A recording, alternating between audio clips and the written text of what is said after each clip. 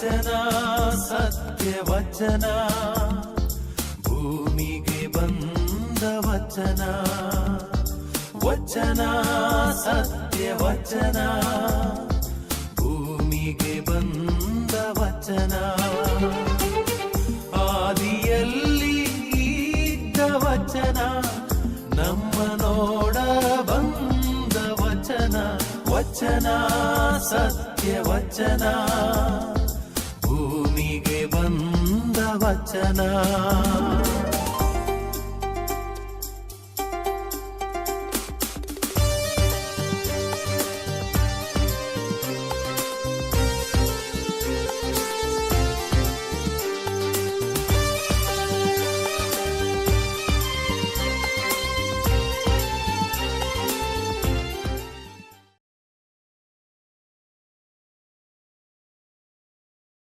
ಪಿತನ ಸುತನ ಮತ್ತು ಪವಿತ್ರಾತ್ಮನ ನಾಮದಲ್ಲಿ ಆಮೆನ್.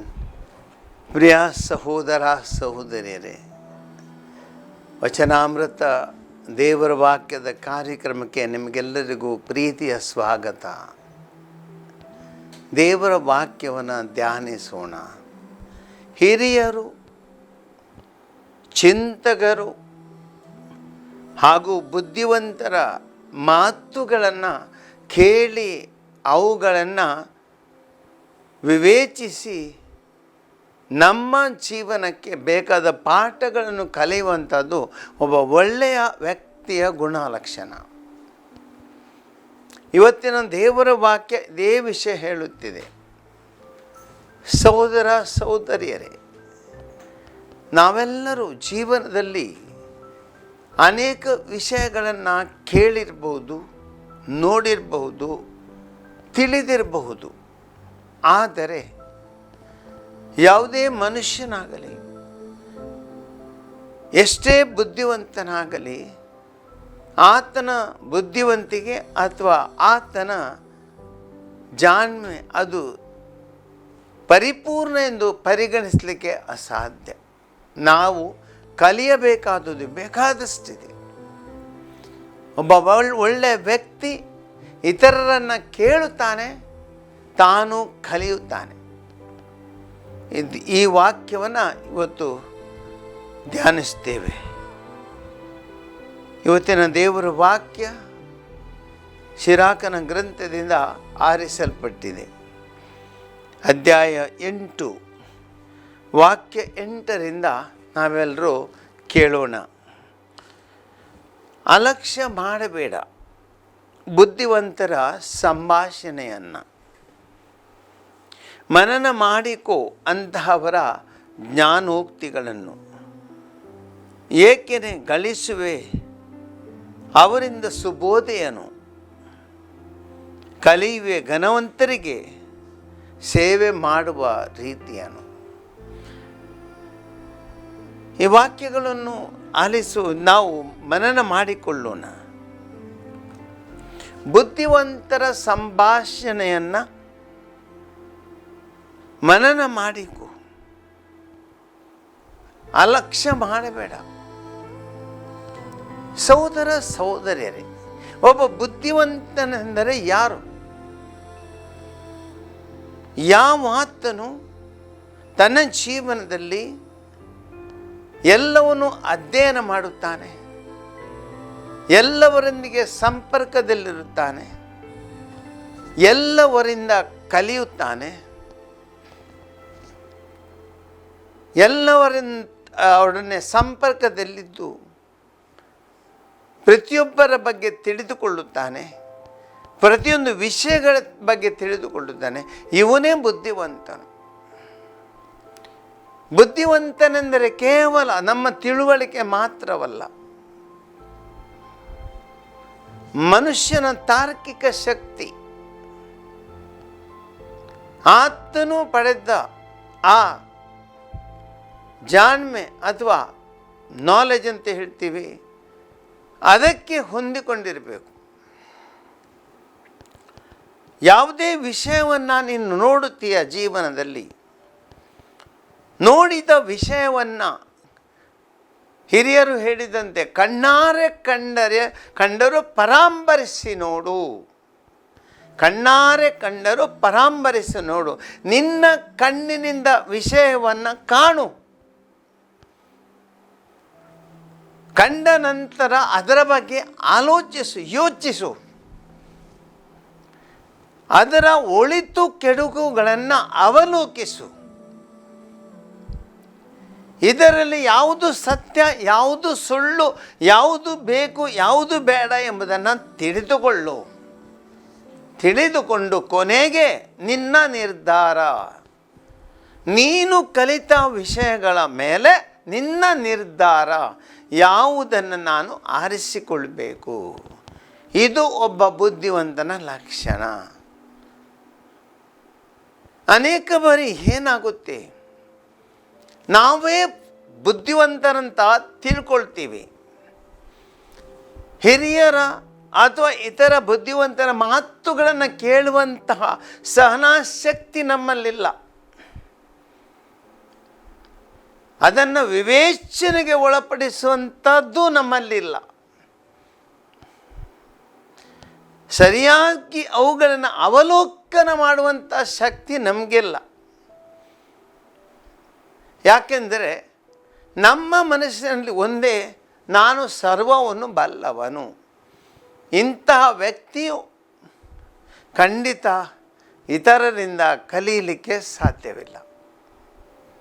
ಸಹೋದರ ಸಹೋದರಿಯರೇ, ಜೀವನದಲ್ಲಿ ನಾವು ಪ್ರತಿಯೊಬ್ಬರ ಮಾತುಗಳನ್ನು ಆಲಿಸಬೇಕು, ಸಹನೆ ಬೇಕು. ಯಾಕೆ? ಪ್ರತಿಯೊಬ್ಬ ಮನುಷ್ಯ ಬುದ್ಧಿವಂತನಾಗಲಿ ಬುದ್ಧಿವಂತನ ಅಲ್ಲದಾಗಿರಲಿ, ಆತನ ಆ ಮಾತುಗಳಲ್ಲಿ ಏನಾದರೂ ಒಂದು ವಿಷಯ ಇದ್ದೇ ಇರುತ್ತೆ. ಆ ವಿಷಯ ನನ್ನ ಜೀವನಕ್ಕೆ ಸಂಬಂಧವಾದ ವಿಷಯ ಆಗಿರಬಹುದು, ನನ್ನ ಜೀವನಕ್ಕೆ ಉಪಯುಕ್ತವಾದ ವಿಷಯ ಆಗಿರಬಹುದು. ಒಂದು ವೇಳೆ ನಾನು ಆಲಿಸದಿದ್ದಲ್ಲಿ ಆ ಒಂದು ಮಾತು ಅದು ಹೋಗಿ ಆಯಿತು, ಪುನಃ ಇನ್ನೊಮ್ಮೆ ಅದು ಹಿಂದೆ ಬರಲ್ಲ. ಒಳ್ಳೆಯ ಸಂದರ್ಭವನ್ನು ಕಳ್ಕೊಂಡೆ. ಆದ್ದರಿಂದ ದೇವರ ವಾಕ್ಯ ಹೇಳುತ್ತೆ, ಪ್ರತಿಯೊಂದನ್ನು ಚೆನ್ನಾಗಿ ಆಲಿಸು. ಬುದ್ಧಿವಂತರ ಮಾತನ್ನು, ಸಂಭಾಷಣೆಯನ್ನು ಅಲಕ್ಷಿಸಬೇಡ. ಯಾಕೆಂದರೆ ಅವರು ಬುದ್ಧಿವಂತರು, ತಿಳಿದವರು, ಅನುಭವ ಉಳ್ಳವರು, ವಿವೇಚನೆ ಉಳ್ಳವರು, ಅವಲೋಕನ ಮಾಡಿದವರು, ಅಧ್ಯಯನ ಮಾಡಿದವರು. ಅವರು ಆಡುವ ಮಾತುಗಳಲ್ಲಿ ಭಾರವಿದೆ, ಅದಕ್ಕೆ ಅರ್ಥವಿದೆ, ಅದರಲ್ಲೊಂದು ಉದ್ದೇಶವಿದೆ. ಈ ಬುದ್ಧಿವಂತರು ಅದಕ್ಕಾಗಿ ಮಾತನ್ನು ಆಡಿಸಿ ಸಂಭಾಷಣೆಯನ್ನು ಮಾಡ್ತಿದ್ದಾರೆ. ಚೆನ್ನಾಗಿ ಅರಿತುಕೋ, ಆಲಿಸು. ಇದರ ಮೂಲಕ ನೀನು ಜ್ಞಾನ ಪಡೆಯುವೆ. ಸಹೋದರ ಸಹೋದರರೇ, ಯೇಸು ಕ್ರಿಸ್ತರು ತಮ್ಮ ಬೋಧನೆಯನ್ನು ಯಾವತ್ತೂ ಒಂದು ಸಾಮತಿ ರೂಪದಲ್ಲಿ ಕೊಡುತ್ತಿದ್ದರು. ಯಾಕೆ? ಫರಿಸಾಯರು ಮತ್ತು ಈ ಶಾಸ್ತ್ರಿಗಳು ಅಂತ ಹೇಳ್ತೇವೆ, ಶಾಸ್ತ್ರಜ್ಞರು, ಇವರು ತಾವು ಬುದ್ಧಿವಂತರೆಂದು ಎನಿಸಿಕೊಂಡವರು. ಅವರಿಗೆ ಕೇಳುವಂತಹ ಶಕ್ತಿ ಇರಲಿಲ್ಲ.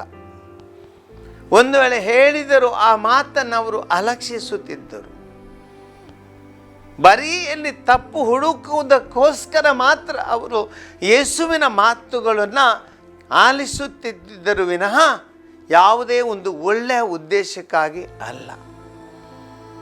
ಆದುದರಿಂದ ಯೇಸು ಕ್ರಿಸ್ತರು ತಮ್ಮ ಶಿಷ್ಯರಿಗೆ ಸರಳವಾದ ರೀತಿಯಲ್ಲಿ, ಅರ್ಥವಾದ ರೀತಿಯಲ್ಲಿ ಅವರಿಗೆ ಒಂದು ಸಾಮರ್ಥ್ಯ ರೂಪದಲ್ಲಿ ಬೋಧನೆಯನ್ನು ಮಾಡ್ತಿದ್ರು. ಯಾಕೆಂದರೆ ಅವರು ಕೇಳಿಸಿಕೊಳ್ಬೇಕು. ಇದು ಒಳ್ಳೆಯ ವ್ಯಕ್ತಿಯ ಲಕ್ಷಣ. ಆದ್ದರಿಂದ ನಾವು ನಮ್ಮ ಜೀವನದಲ್ಲಿ ಬುದ್ಧಿವಂತರ ಸಂಭಾಷಣೆ, ಇದನ್ನು ಆ ಬುದ್ಧಿವಂತಿಕೆಯಿಂದಲೇ ಆಲಿಸಬೇಕು. ಅವುಗಳನ್ನು ಮನನ ಮಾಡಿಕೊಳ್ಬೇಕು. ಮುಂದೆ ದೇವರ ವಾಕ್ಯ ನಮಗೆ ಹೇಳುತ್ತೆ, ಗಳಿಸುವೆ ನೀನು ಅವರಿಂದ ಸುಬೋಧಿಯನು. ನೋಡಿ, ಪ್ರತಿಯೊಬ್ಬ ಬುದ್ಧಿವಂತ ವ್ಯಕ್ತಿ ಆತನಿಂದ ಆ ಬುದ್ಧಿವಂತಿಕೆ ಬರುತ್ತೆ, ಬುದ್ಧಿವಂತಿಕೆ ಮಾತು ಬರುತ್ತೆ. ಸಹೋದರ ಸಹೋದರಿ, ಒಂದು ಒಳ್ಳೆಯ ತಳಿಯ ಮಾವಿನ ಹಣ್ಣಿದೆ, ಸಸಿ ಇದೆ. ಆ ಸಸಿಯಲ್ಲಿ ಆ ಒಳ್ಳೆಯ ತಳಿ ಮಾತ್ರ ಫಲ ಕೊಡುತ್ತೆ ವಿನಃ ಯಾವುದೇ ಒಂದು ಸಾಮಾನ್ಯ ತಳಿ ಅಲ್ಲಿ ಫಲ ಕೊಡುವುದಿಲ್ಲ.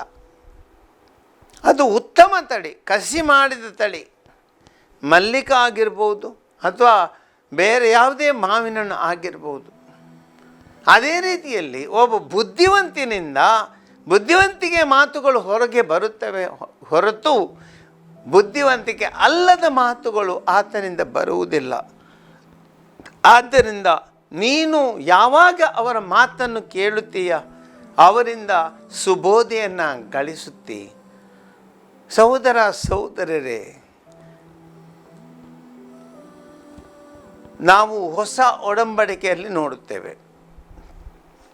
ಮತ್ತಾಯನ ಸುವಾರ್ತೆಯಲ್ಲಿ ಆಗಿರಬಹುದು, ಲೂಕನ ಸುವಾರ್ತೆಯಲ್ಲಿ ಆಗಿರಬಹುದು, ಜನರು ಯೇಸುವಿನ ಬೋಧನೆಯನ್ನು ಕೇಳಲು ತಂಡೋಪತಂಡವಾಗಿ ಹೋಗುತ್ತಿದ್ದರು. ಯೇಸುವಿನ ಬೋಧನೆಯನ್ನು ಕೇಳಲು ರಾತ್ರಿ ಹಗಲೆನ್ನದೆ ಅವರ ಹಿಂದೆ ಸಾಗುತ್ತಿದ್ದರು. ದೇವರ ವಾಕ್ಯ ನಮಗೆ ಹೇಳುತ್ತೆ, ಯೇಸು ಮತ್ತು ಅವರ ಶಿಷ್ಯರಿಗೆ ಊಟ ಮಾಡುವಷ್ಟು ಬಿಡುವು ಇರಲಿಲ್ಲ. ಅಂಥ ಒಂದು ಪರಿಸ್ಥಿತಿ ಇದು. ಜನರು 3 ದಿನ 4 ದಿನ ಆಹಾರವನ್ನು ಬಿಟ್ಟು ಹಸಿವನ್ನು ಲೆಕ್ಕಿಸದೆ ಯೇಸುವಿನ ಮಾತುಗಳನ್ನು ಆಲಿಸಲು ತಂಡೋಪತಂಡವಾಗಿ ಹೋಗುತ್ತಿದ್ದಾರೆ. ಯಾಕೆ? ಯಾತಕ್ಕಾಗಿ? ಏನಿದೆ ಅದರಲ್ಲಿ? ಹಸಿ ಹೊಟ್ಟೆಯಲ್ಲಿ ದೇವರ ವಾಕ್ಯವನ್ನು ಕೇಳುವಂಥದ್ದು ಏನಿದೆ ಅದರಲ್ಲಿ? ಅದೇ ಇವತ್ತು ದೇವರ ವಾಕ್ಯ ಹೇಳ್ತದೆ. ಯೇಸುವಿನ ಬೋಧನೆಯಲ್ಲಿ ಜೀವವಿತ್ತು. ಯೇಸುವಿನ ಬೋಧನೆಯಲ್ಲಿ ದೇವರ ವಾಕ್ಯ ಜೀವವಾಗಿತ್ತು. ಅದರಲ್ಲಿ ಶಕ್ತಿ ಇತ್ತು. ಅದಕ್ಕೆ ಜೀವನಕ್ಕೆ ಸಂಬಂಧಪಟ್ಟ ಪಾಠಗಳಿದ್ದವು. ಯೇಸುವಿನ ಬೋಧನೆ ಅವರ ಹೃದಯವನ್ನು ಸ್ಪರ್ಶಿಸುತ್ತಿತ್ತು. ಯೇಸುವಿನ ಬೋಧನೆಯಿಂದ ರೋಗಗಳು ಗುಣಹೊಂದುತ್ತಿದ್ದವು. ಯೇಸುವಿನ ಬೋಧನಾ ಶಕ್ತಿಗೆ ಜನರು ಪರಿವರ್ತನೆಯಾಗುತ್ತಿದ್ದರು. ಯೇಸುವಿನ ಒಂದೇ ಒಂದು ಮಾತಿನಿಂದ ದೆವ್ವಗಳು ಬಿಟ್ಟು ಹೋಗುತ್ತಿದ್ದವು. ಯೇಸುವಿನ ಮಾತಿಗೆ ಶಕ್ತಿ ಇತ್ತು. ಶಕ್ತಿದ ವಾಕ್ಯಗಳು, ಜೀವವಿರುವ ವಾಕ್ಯ. ಯೋಹಾನನ ಸುವಾರ್ತೆಯಲ್ಲಿ 6ನೇ ಅಧ್ಯಾಯದಲ್ಲಿ ಪೇತ್ರನು ಹೇಳಿದ್ದಾನೆ, ಸ್ವಾಮಿ, ನಾವು ಎಲ್ಲಿಗೆ ಹೋಗುವುದು? ಜೀವವಿರುವ ವಾಕ್ಯ ನಿಮ್ಮಲ್ಲಿದೆ. ಜೀವ ನೀಡುವ ವಾಕ್ಯ ನಿಮ್ಮಲ್ಲಿರುವಾಗ ನಾವು ಎಲ್ಲಿ ಹೋಗುವುದು? ನಮಗೇನು ಬೇರೆ ಬೇಡ. ಜೀವವಿರುವ ವಾಕ್ಯ ನಿಮ್ಮಲ್ಲಿರುವಾಗ ಯಾವುದು ನಮಗೆ ಬೇಡ. ಅದು ಶಕ್ತಿ, ಸುಬೋಧೆ, ಶಕ್ತಿಯುತ ವಾಕ್ಯ, ಜೀವ ವಾಕ್ಯ.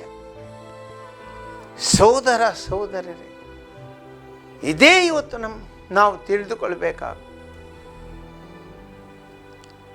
ಪ್ರೇಷಿತರ ಕಾರ್ಯಕಲಾಪಗಳು ಪುಸ್ತಕಗಳಲ್ಲಿ ಗಮನಿಸೋಣ. ಪೇತ್ರನು ಇಷ್ಟರವರೆಗೆ ಭಯದಿಂದ ಒಳಗೆ ಅವಿತುಕೊಂಡವನು. ಜನರ ನಡುವೆ ಹೋಗಿ ಮಾತನಾಡಲು ಭಯಪಡುವವನು. ನಮಗೊತ್ತು, ಯೇಸುವನ್ನು ಶಿಲುಬೆಯಲ್ಲಿ ಜಡಿಯಲು ಕೊಂಡೋಗುವ ಆ ಸಮಯದಲ್ಲಿ, ಅವರ ತನಿಖಾ ಕಾರ್ಯಕ್ರಮದಲ್ಲಿ ಪೇತ್ರನಿದ್ದನು. 2-3 ಜನ ಅವರನ್ನು ಕಂಡು ನೀನು ಯೇಸುವಿನ ಶಿಷ್ಯನಲ್ಲವೇ ಅಂದುಕೊಂಡಾಗ ಅವರು ಹೇಳಿದ ಇಲ್ಲ, ಆತನು ನಾನು ಅರಿಯ ಅಂತ ಹೇಳಿದವರು. ಅಂತಹ ಪೇತ್ರ ಪವಿತ್ರಾತ್ಮರು ಅಭಿಷೇಕಗೊಂಡ ಗಡಿಯಲ್ಲಿ ಪ್ರೇಷಿತರ ಕಾರ್ಯಕಲಾಪಗಳು ಪುಸ್ತಕ ಅಧ್ಯಾಯ 2 ವಾಕ್ಯ 1 ನಾವು ನೋಡ್ತೇವೆ. ಪವಿತ್ರಾತ್ಮರು ಬೆಂಕಿ ಉಂಡೆಯ ರೂಪದಲ್ಲಿ ಅವರಲ್ಲಿ ಆಗಮಿಸಿದರು. ಅವರೆಲ್ಲರೂ ಪವಿತ್ರಾತ್ಮರ ಅಭಿಷೇಕದಿಂದ ತುಂಬಿದರು. ಈ ಅಭಿಷೇಕದಿಂದ ತುಂಬಿದ ಪೇತ್ರನು 1000 ಗಟ್ಟಲೆ ಜನದ ಮುಂದೆ ಹೋಗಿ ದೇವರ ವಾಕ್ಯವನ್ನು ಸಾರುತ್ತಾರೆ. ವಿಚಿತ್ರ ನೋಡಿ,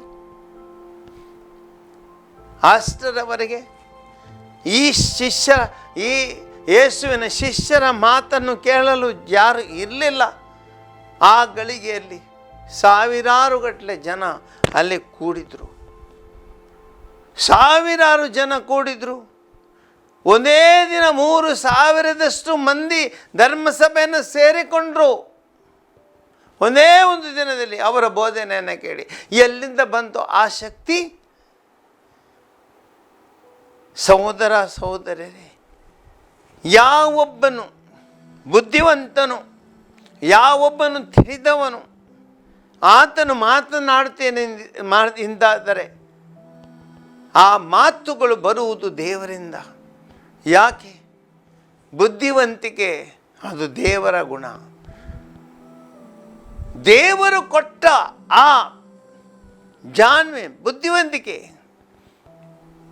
ಆ ಪಾಂಡಿತ್ಯ, ಇದು ಖಂಡಿತವಾಗಿಯೂ ದೇವರ ವರ. ಆದುದರಿಂದ ಯಾವತ್ತೂ ಆ ವರವನ್ನು ಪಡೆದವನು ಮಾತನಾಡುತ್ತಾನೆ, ದೇವರ ಶಕ್ತಿಯಿಂದ ಮಾತನಾಡುತ್ತಾನೆ. ಅದಕ್ಕೆ ಶಕ್ತಿ ಇದೆ. ಅದಕ್ಕಾಗಿ ದೇವರ ವಾಕ್ಯ ಹೇಳುತ್ತೆ, ವಾಕ್ಯವನ್ನು ಅಲಕ್ಷಿಸಬೇಡ. ಯಾರೊಬ್ಬರು ಬುದ್ಧಿವಂತರು ಬೋಧಿಸುವಾಗ, ಯಾರೊಬ್ಬರು ಬುದ್ಧಿವಂತರು ಅವರು ಸಂಭಾಷಣೆ ಮಾಡುವಾಗ, ಯಾರಾದರೂ ಬುದ್ಧಿವಂತರು ದೇವರ ವಾಕ್ಯವನ್ನು ಅಥವಾ ತಮ್ಮ ಶುಭ ಬೋಧನೆಯನ್ನು ಮಾಡುತ್ತಿರುವಾಗ ಅಲಕ್ಷಿಸಬೇಡ. ಯಾಕೆಂದರೆ ಅವರಿಗೆ ದೇವರಿಂದ ಅದು ಕೊಡಲ್ಪಟ್ಟಿದೆ. ನೀನು ಅದನ್ನು ಪಡೆದಾಗ ಆ ದೈವ ವರದಿಂದ ನೀನು ತುಂಬಿಕೊಳ್ಳುತ್ತೀಯ, ದೈವ ಶಕ್ತಿಯಿಂದ ತುಂಬಿಕೊಳ್ಳುತ್ತೀಯ. ನಿನ್ನಿಂದಲೂ ಆ ವಾಕ್ಯ ಶಕ್ತಿಯುತವಾಗಿ ಹೊರಹೊಮ್ಮುತ್ತೆ. ಇದುವೇ ದೇವರ ವಾಕ್ಯ ಹೇಳುತ್ತೆ. ಮುಂದೆ ಹೇಳುತ್ತೆ, ಹಿರಿಯರ ಮಾತುಗಳನ್ನು ಅಲಕ್ಷಿಸಬೇಡ, ಅವರು ಸಹ ಕಲಿತುಕೊಂಡರಲ್ಲವೇ ತಮ್ಮ ಹಿರಿಯರಿಂದ. ಸೋದರ ಸೋದರಿಯರೇ, ಇವತ್ತಿನ ಈ ದಿನಗಳಲ್ಲಿ ದೌರ್ಭಾಗ್ಯವೇನೆಂದರೆ ನಮ್ಮ ಮಕ್ಕಳು ತಂದೆ ತಾಯಿಗಳಿಂದ ಕಲಿಯಲು ಸಿದ್ಧರಿಲ್ಲ. ಹಿರಿಯರ ಮಾತುಗಳನ್ನು ಕೇಳಲಿಕ್ಕೆ ಅವರಿಗೆ ಬೇಡ. ಇವತ್ತು ಇಂಥ ಪರಿಸ್ಥಿತಿ ಬಂದೊದಗಿದೆ. ಮಕ್ಕಳು ತಂದೆ ತಾಯಿಗಳ ಮಾತನ್ನು ಕೇಳುತ್ತಿಲ್ಲ. ಶಾಲೆಯಲ್ಲಿ ಗುರು ಹಿರಿಯರ ಮಾತನ್ನು ಕೇಳುತ್ತಿಲ್ಲ. ಇವತ್ತು ಮಕ್ಕಳಿಗೆ ತಾವೇ ಬುದ್ಧಿವಂತರು ಎಂಬ ಆ ಒಂದು ಭಾವನೆ ಅವರಲ್ಲಿ ಹೋಗ್ಬಿಟ್ಟಿದೆ. ಇಂಥ ಪರಿಸ್ಥಿತಿಯಲ್ಲಿ ಗುರು ಹಿರಿಯರಿಗೆ ಗೌರವವಿಲ್ಲ, ಅವರ ಮಾತುಗಳಿಗೆ ಗೌರವವಿಲ್ಲ. ದೇವರ ವಾಕ್ಯ ಏನು ಹೇಳುತ್ತೆ? ಹಿರಿಯರ ಮಾತುಗಳನ್ನು ಅಲಕ್ಷಿಸಬೇಡ, ಅವರು ಸಹ ತಮ್ಮ ಹಿರಿಯರಿಂದ ಕಲಿತುಕೊಂಡವರು. ಹಿರಿಯರು ದೇವರ ಸನ್ನಿಧಿಯಲ್ಲಿ ಅವರು ಬಾಳಿದವರು. ದೇವರಿಂದ ಆ ಬುದ್ಧಿವಂತಿಕೆಯನ್ನು ಪಡೆದುಕೊಂಡವರು, ಜ್ಞಾನವನ್ನು ಪಡೆದುಕೊಂಡರು. ಜ್ಞಾನಿಗಳು. ಹಿರಿಯರಿಗೆ ಅನುಭವವಿದೆ. ದೇವರ ಪ್ರೀತಿಯ ಅನುಭವ ಇದೆ, ಜೀವನದ ಕಷ್ಟ ಸುಖಗಳ ಅನುಭವ ಇದೆ. ಅದೆಷ್ಟೋ ಜನರ ಸಂಪರ್ಕ ಇದೆ, ಆ ಸಂಪರ್ಕದ ಅನುಭವ ಇದೆ. ಜೀವನದ ನೋವುಗಳ ಅನುಭವ ಇದೆ, ಕಷ್ಟ ಸುಖ ಇವುಗಳ ಅನುಭವ ಇದೆ. ಹಿರಿಯರು ಮಾತನಾಡುತ್ತಾರೆ ಎಂದಾದರೆ ಅದು ಅನುಭವದ ಮಾತುಗಳು, ಬುದ್ಧಿವಂತಿಕೆಯ ಮಾತುಗಳು. ಹಾಗಿರುವಾಗ ದೇವರ ವಾಕ್ಯ ಹೇಳುತ್ತೆ, ಹಿರಿಯರ ಅಲಕ್ಷಿಸಬೇಡ, ಗುರುಗಳ ಅಲಕ್ಷಿಸಬೇಡ, ತಂದೆ ತಾಯಿಗಳ ಮಾತನ್ನು ಅಲಕ್ಷಿಸಬೇಡ. ಅವರು ನಿನಗಿಂತ ಮೊದಲು ಬಂದವರು. ಸಹೋದರ ಸಹೋದರಿ, ಎಷ್ಟೇ ಬುದ್ಧಿವಂತ ನೀನು ಆಗಿರಬಹುದು, ಆದರೆ ನಿನ್ನ ತಂದೆ ತಾಯಿಗಳ ಮುಂದೆ ನೀನು ಏನಲ್ಲ. 9 ತಿಂಗಳು ತನ್ನ ಉದರದಲ್ಲಿ ನಿನ್ನನ್ನು ಪೋಷಿಸಿದ ಆ ತಾಯಿ ನಿನಗಾಗಿ ಅದೆಷ್ಟೋ ರಾತ್ರಿಗಳು ನಿದ್ದೆಯನ್ನು ಬಿಟ್ಟು ನಿನ್ನನ್ನು ಪೋಷಿಸಲಿಕ್ಕೆ ತ್ಯಾಗ ಮಾಡಿದಂಥ ಮಹಾ ತಾಯಿ, ಅವಳಿಗಿಂತ ಮಿಗಿಲಾದವರು ಯಾರು? ನೆನಪಿಟ್ಟುಕೋ, ನೀನು ಅವರಿಂದ ಬಂದವನಲ್ಲವೇ? ನಿನ್ನ ಇಡೀ ಜೀವನಕ್ಕೆ ರೂಪವನ್ನು ಕೊಟ್ಟವರು ಅವರು. ಅಂತಹ ತಂದೆ ತಾಯಿಗಳಿಗಿಂತ ನೀನು ಮಿಗಿಲಾದವನೇ. ಶಾಲೆಗೆ ಹೋಗುತ್ತೀಯ, ವಿದ್ಯಾಭ್ಯಾಸವನ್ನು ಪಡೆಯುತ್ತೀಯ. ಈ ವಿದ್ಯಾಭ್ಯಾಸ ನಿನಗೆ ನೀನು ಸ್ವಂತವಾಗಿ ಪಡೆದದ್ದಲ್ಲ. ಆ ಶಿಕ್ಷಕರು ಸಾವಿರಗಟ್ಟಲೆ ಮಕ್ಕಳ ಜೀವನಕ್ಕೆ ಬೆಳಕನ್ನು ಕೊಟ್ಟವರು, ಸಾವಿರಾರು ಮಕ್ಕಳನ್ನ ಕಂಡವರು, ಪ್ರತಿಯೊಂದು ಮಗುವಿನ ಬಗ್ಗೆ ಅನುಭವ ಪಡೆದವರು. ಅಂತಹವರು, ಎಲ್ಲವನ್ನು ಅರಿತವರು, ವಿಷಯಗಳನ್ನು ಅರಿತವರು, ಅನುಭವ ಉಳ್ಳವರು, ಕಷ್ಟ ಸುಖ ಇದನ್ನು ಅನುಭವಿಸಿದವರು. ಆ ಗುರು ಹಿರಿಯರ ಮಾತು ನೀನು ಕೇಳುವುದಿಲ್ಲವೆಂದಾದರೆ ಎಲ್ಲಿ ನಿನ್ನ ಜೀವನ?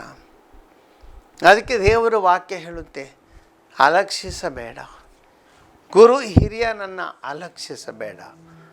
ಸಹೋದರ ಸಹೋದರರೇ, ದೇವರ ವಾಕ್ಯವನ್ನು ನಾವು ಧ್ಯಾನಿಸಿದೆವು.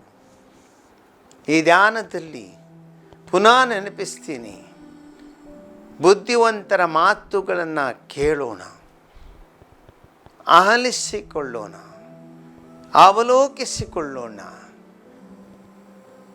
ಅವಲೋಕಿಸುತ್ತಾ ಅವುಗಳಲ್ಲಿರುವ ಒಳಿತು ಕೆಡುಕುಗಳನ್ನು ತಿಳಿದುಕೊಂಡು ಯಾವುದು ನಮ್ಮ ಜೀವನಕ್ಕೆ ಒಳಿತಾದುದನ್ನು ಆರಿಸಿಕೊಳ್ಳೋಣ, ಅದರಂತೆ ಬಾಳೋಣ. ಇದೇ ದೇವರ ವಾಕ್ಯದ ಶಕ್ತಿ. ಇದರಿಂದ ನಮ್ಮ ಜೀವನ ಉದ್ಧಾರವಾಗುತ್ತೆ. ಬರೀ ನಾವು ಅನುಭವವಿಲ್ಲದವರು ತಟ್ಟೆ ಬಡಿದ ಶಬ್ದದಂತೆ ಶಬ್ದ ಮಾಡಿದರೆ ಏನೂ ಪ್ರಯೋಜನವಾಗಲ್ಲ. ನೀರು ತುಂಬಿದ ಕೊಡದಂತಾಗಿರಬೇಕು. ನೀರು ತುಂಬಿದ ಕೊಡ ಸದ್ದು ಮಾಡುವುದಿಲ್ಲ, ಅದು ತುಂಬಿಕೊಂಡಿದೆ, ಅದಕ್ಕೆ ಭಾರವಿದೆ, ಅದರಲ್ಲಿ ನೀರಿದೆ, ಜೀವವಿದೆ. ತುಂಬಿದ ಕೊಡ ಅದು ಯಾವುದು ನಷ್ಟ ಮಾಡಲ್ಲ. ನಮ್ಮ ಕಷ್ಟವನ್ನು ನೀಗಿಸುವಂಥ ಕೊಡ. ಅಂಥ ಜ್ಞಾನಿಗಳಾಗಲು ನಾವು ದೇವರಲ್ಲಿ ಪ್ರಾರ್ಥಿಸೋಣ. ದಯಾಮಯಿ ತಂದೆಯೇ, ಜ್ಞಾನಿಗಳು ಮತ್ತು ಅಜ್ಞಾನಿಗಳು ಎಲ್ಲ ನೀವೇ ಸೃಷ್ಟಿಸಿದವರು. ಆ ಜ್ಞಾನವನ್ನು ನಮಗೆ ದಯಪಾಲಿಸಿರಿ. ಬುದ್ಧಿವಂತರನ್ನು ಕಂಡು, ಜ್ಞಾನಿಗಳನ್ನು ಕಂಡು, ಅವರ ಅನುಭವವನ್ನು ಕಂಡು ಏನಾದರೂ ಸ್ವಲ್ಪ ಕಲಿಯುವಂತಹ ಆ ಒಂದು ಹೃದಯವಂತಿಕೆಯನ್ನು ನಮಗೆ ನೀಡಿರಿ. ಜೀವನದಲ್ಲಿ ಇತರರಿಂದ ಕಲಿಯುವಂತಹ ವಿನಮ್ರತೆಯನ್ನು ನಮಗೆ ನೀಡಿರಿ. ಯಾವಾಗಲೂ ಗರ್ವಕ್ಕೆ ಒಳಪಡದೆ ನಮ್ಮ ಜೀವನದಲ್ಲಿ ವಿನಮ್ರತೆಯಿಂದ, ಹಿರಿಯರಿಂದ, ತಂದೆ ತಾಯಿ ಕಡೆಯಿಂದ, ಬುದ್ಧಿವಂತರಿಂದ ವಿಷಯಗಳನ್ನು ಕಲಿತುಕೊಂಡು ಅದರಂತೆ ಬಾಳಲು ನಮ್ಮನ್ನು ಹರಸಲಿ ನಾವು ನಿಮ್ಮಲ್ಲಿ ಪ್ರಾರ್ಥಿಸ್ತೇವೆ. ಆಮೇನ್.